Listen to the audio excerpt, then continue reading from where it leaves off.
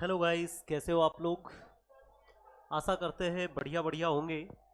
और जैसा कि आप जानते हो, आज है 1 फरवरी। इधर आप देख रहे होंगे बजट 2025 की हेडलाइंस चल रही है। बहुत सारे न्यूज़ चैनल्स बजट के बारे में बता रहे हैं। मैंने जैसे ही सर्च किया यहाँ पर बजट, है ना, बजट 2025, है ना, बजट 2025 इंडिया। हेडलाइंस आई, किसी ने तो भैया इसको तूफानी बजट बता दिया, किसी ने इसको मिडिल क्लास के लिए बेस्ट बता दिया। बहुत सारी चीज़ें, जैसे मतलब अभी 2-3 घंटे हुए ही है। 11 बजे से निर्मला सीतारमन जी ने बजट को रखना स्टार्ट किया लोकसभा में। और थोड़ा सा आपको जानकारी क्या क्या रखनी चाहिए बजट के बारे में तो थोड़ी सी बात करेंगे। बेटा, पहले तो बजट को रखा किसके द्वारा जाता है, तो पहला आपको याद रखना है कि बजट किसके द्वारा रखेंगे। तो जो वर्तमान में हमारी ताई है, निर्मला सीतारमण, फाइनेंस मिनिस्टर, देख रहे होंगे आप इधर पे, इनके द्वारा बजट रखा गया। तो क्या सिर्फ यही बजट रखेंगी क्या? तो आप कहोगे कि हाँ बिल्कुल, क्या करेंगे, यही बजट रखेगी। क्यों? क्योंकि जो बजट रखा जाता है बेटा, ये रखा जाता है किसके लिए? पूरे साल का जितना भी खर्च होता है, इसका लेखा जोखा, कितना क्या खर्च करने वाले हो, कितना कहाँ इन्वेस्टमेंट होगा, कितना क्या इंफ्रास्ट्रक्चर डेवलप करोगे, उन सब का लेखा जोखा पूरे साल के लिए तैयार किया जाता है। और वो तैयार करता है फाइनेंस मिनिस्टर। फाइनेंस मिनिस्टर कौन है अभी हमारे? निर्मला सीतारमण। पूरी मिनिस्ट्री करती है ना, पूरे ओवरऑल सारे डिपार्टमेंट से लेकर के कि हाँ भैया आपको कितना बजट चाहिए, ये सारी चीजें। तो वर्तमान में कौन है? निर्मला सीतारमण। इनके द्वारा बेटा ये अभी बजट पेश किया गया है 1 फरवरी 2025 को, 25-26 के लिए। तो थोड़ा सा आपको ये भी चीज याद रखना है कि ताई वर्तमान में निर्मला सीतारमण।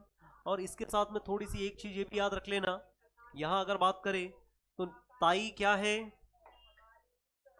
ये बेटा सेकंड प्राइम मिनिस्टर, सेकंड आपकी फाइनेंस मिनिस्टर है, second ladies prime minister.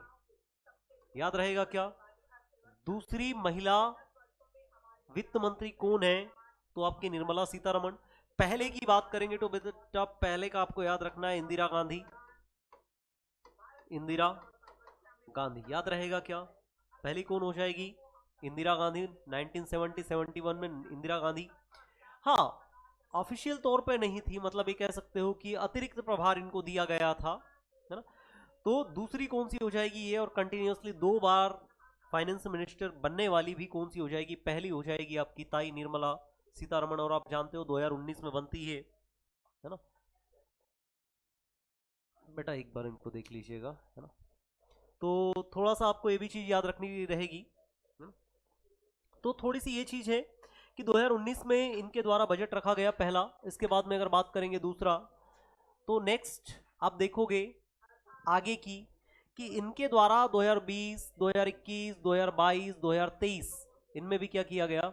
Budget पेश किया गया। और बजट पेश करने के साथ साथ अगर मैं कहूँ कि यहाँ पर इनके द्वारा पेपरलेस बजट कब पेश किया गया? पेपरलेस बजट कब पेश किया गया? तो आप कहोगे 2021 में पहला बजट पेश किया गया। क्लियर है क्या? पहला पेपरलेस बजट कब पास किया गया? 2021 में पेश किया गया निर्मला सीतारमण जी के द्वारा। इसके बाद में 22 में, फिर 23 में, फिर 24 में, और ये लास्ट बजट है जो पेपरलेस बजट पेश किया जा रहा है। बेटा यहाँ पर अगर बात करें कि इसमें बहुत ज़्यादा अगर कंट्रोवर्सी की बात करें, कुछ बोल रहे हैं कि बहुत ज़्यादा मीडियम फैमिली के लिए कर दिया, है ना। 12 लाख तक की छूट दे दी गई, 12 लाख तक आपको टैक्स नहीं मिलेगा। ठीक है, मान लिया भैया 12 लाख तक का टैक्स नहीं मिलेगा। मीडियम फैमिली की 12 लाख इनकम तक तो पहुंचाइए आप।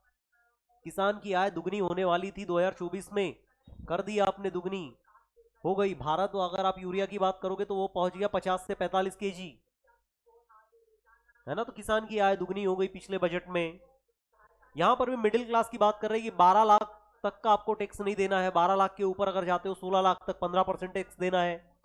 16 से 20 में आते हो 20% टैक्स देना है। ठीक है, आप पेपर की अगर देखोगे बेटा, यहाँ पर न्यूज चैनल दिख रहा है आपको, कोई बोल रहा है कि बहुत ज्यादा क्या हो गया। मतलब ये चीज की थोड़ी सी चीजें बजट में गरीबों के लिए सही कर दिया गया, मिडिल फैमिली के लिए। भाई टूरिस्ट बढ़ाएंगे, अरे टूरिस्ट कब बढ़ाओगे, कब, मतलब कहाँ बढ़ाओगे? उससे मीडियम फैमिली को क्या फायदा हो रहा है ये तो बताओ। आपने एजुकेशन सिस्टम में क्या किया, एजुकेशन के लिए क्या किया है? अभी तक तो मुझे यहाँ पर जो 2 घंटे से बजट चल रहा है उसमें एजुकेशन के लिए हमें योजना पता नहीं चली। हाँ, एमएसएमई के लिए जरूर पता चल रहा है कि एमएसएमई में क्या चल रहा है। एमएसएमई के लिए आपको लोन मिल जाएगा 1.5 लाख का बिना ब्याज का। ठीक है, ले लेना आप, है ना। साथ में जो रिटर्न भरने का समय है इन्हें 4 साल कर दिया, पहले 2 साल हुआ करता था, 2 साल के बाद में इन्होंने क्या कर दिया, तो आप कहोगे कि हाँ सर 4 साल कर दिया। क्लियर है क्या? तो ये भी चीज थोड़ी सी याद रखना है। अच्छा, आपको क्या लगता है कि कैसा होना चाहिए, बताओ कैसा होना चाहिए? ये हमारे ओम बिरला साहब है ना, इधर देखते थोड़ा सा। हाँ, ये कौन है अपने, तो आप कहोगे, देखिए इधर देखो बेटा, ये हमारी बजट, यूनियन बजट पेश हो रहा है, ये इसको देखते हैं ना, पीएम मोदी हेल्थ बजट 2025। अरे भैया क्या मतलब 90,000 बच जाएगा, ओल्ड टैक्स इतना 10,000 ज्यादा लग रहा था, पुराना इतना लग रहा था, अब तो ये सारी चीजें हो जाएगी। अरे मतलब क्या, सिर्फ मतलब एक हवा बना के रखा है कि हाँ बजट में हो गया। भैया आम आदमी के पास में जब तक कुछ नहीं आएगा, सब आप ये सारे इसको थोड़ा सा ये करते हैं ना। यहाँ पे अगर बात करें कि सारे के सारे, अगर मैं बात करूंगा no income tax till 12 lakh, सारे के सारे बस एक ही इस पे लगे हुए हैं कि 12 लाख का जहां पर टैक्स होगा वहां तक कोई टैक्स ही नहीं देना है ना, वहां पर कुछ टैक्स देना है क्या, नहीं देना है। थोड़ा सा बेटा इसको मैं बैक करते हैं, क्या हो गया इसे,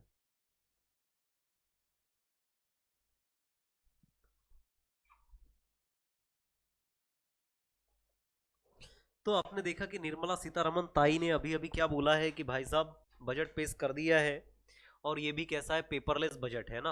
अब पेपरलेस बजट है तो आप जानते हो, यहाँ अगर मैं बात करूंगा तो ये पेपरलेस बजट है, और देश की ये दूसरी महिला वित्त मंत्री है जिन्होंने पेपरलेस बजट पेश किया है। पेपरलेस बजट की बात करेंगे तो इससे पहले 2021-22 का, फिर 22-23 का, फिर 23-24 का, और ये 24-25 का मैं कहूंगा कि फोर्थ ये फाइनेंशियल बजट है जो कि पेपरलेस बजट है।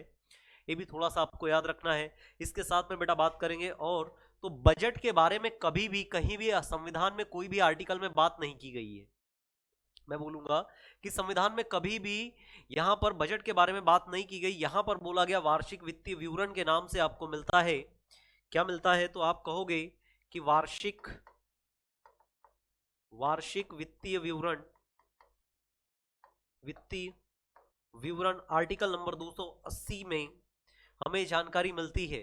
बाकी बजट के बारे में पर्टिकुलर बजट आपका संविधान में कोई भी वर्ड नहीं मिलेगा, तो ये भी चीजें आपको थोड़ी सी याद रखनी है। तो थोड़ा सा हम निर्मला ताई का ये देखते हैं क्या बोलती है निर्मला ताई, यहाँ पर ये पढ़ रही है, देख सकते हो आप, है ना। ये बाकी अपोजिट साइड में भी अब दिख रहा होगा आपको, है ना। थोड़ा सा दूसरा चेंज करते हैं यहाँ पे, है ना, दूसरा खोलते हैं थोड़ा। हेलो दोस्तों, क्या हाल है। तारीख आज 1 फरवरी 2025, नए महीने की शुरू। तो बजट पेश हो चुका है, और बजट में आपके लिए तो मुझे नहीं लगता कुछ खास है। हाँ, अगर आप 12 लाख से ज्यादा कमाते हो या 12 लाख तक कमाते हो तो आपको इंटरेस्ट देने की जरूरत नहीं है, आपको टैक्स देने की जरूरत नहीं है। पर आपके पास में 12 लाख रुपए होना चाहिए, इसीलिए आप 12 लाख कमाओ और गवर्नमेंट को थोड़ा सा पैसा दो। मैं ये चाहता हूं कि आप 12 लाख रुपए से थोड़ा ऊपर कमाए, और 1 लाख रुपए होता ही कितना है, थोड़ा बहुत 15 12 से अगर 16 कमा भी लिया आपने तो कितना देना है, 15% ही तो देना है, दे दो, है ना। 15% 1 आध लाख रुपए के आसपास आएगा, इतना दे सकते हो आप अगर 12 लाख कमा भी रहे हो तो।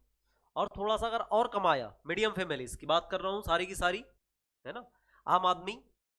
और बेटा और एक चीज, जहां जिन जिन राज्यों में अभी चुनाव होने वाला है ना, जिस जिसमें चुनाव होगा, किस किस में होगा अभी, तो आप कहोगे यूपी, अच्छा यूपी में हो चुका, बिहार में होगा, ठीक है, बिहार हो जाएगा। उसके बाद में और कौन सा है, दिल्ली, दिल्ली में भी चुनाव है, ठीक है। तो यहां पर बीजेपी, है ना, मोदी 3.0 बजट आया है, मोदी 3.0 चल रहा है अभी। तो ये मान के चलो कि ये भी क्या करने वाले हैं, यहाँ पर भर भर के योजनाएं, घोषणाएं, बजट में सब कुछ मिलने वाला है, बड़ी बड़ी घोषणाएं होने वाली है। किनके लिए, जिन जिन राज्यों में चुनाव है उनके लिए। तो थोड़ा सा आपको राज्य के बारे में घोषणाएं भी याद रखनी है। बाकी एग्जैक्ट बजट में क्या है, कौन कौन सी योजनाएं हैं, किसके लिए कितना किया गया, है ना, या मैं ये कहूं कि आत्मनिर्भर भारत के लिए, है ना, आत्मनिर्भर भारत की बात करूंगा। आत्मनिर्भर भारत कब का मिशन है हमारा, तो हम आप कहोगे कि सर 2047 में हो पाएंगे आत्मनिर्भर भारत। विजन मोदी जी का लंबा है 2047 तक का आत्मनिर्भर भारत करने का, और ये जल्दी ही हो जाएगा। है ना। तो बजट आ चुका है, आपको भी लगता है कि बजट के बारे में अपने ओपिनियन देने चाहिए, तो आप भी क्या कर सकते हो, लेटर लिख सकते हो निर्मला सीतारमन जी को कि भैया थोड़ा सा जो एजुकेशन सेक्टर में आपने कापी किताबों पे टैक्स लगाया है उसको थोड़ा सा फ्री कर दो, और जो शिक्षा का क्षेत्र है, एजुकेशन सेक्टर है, इसको थोड़ा सा फ्री कर दो।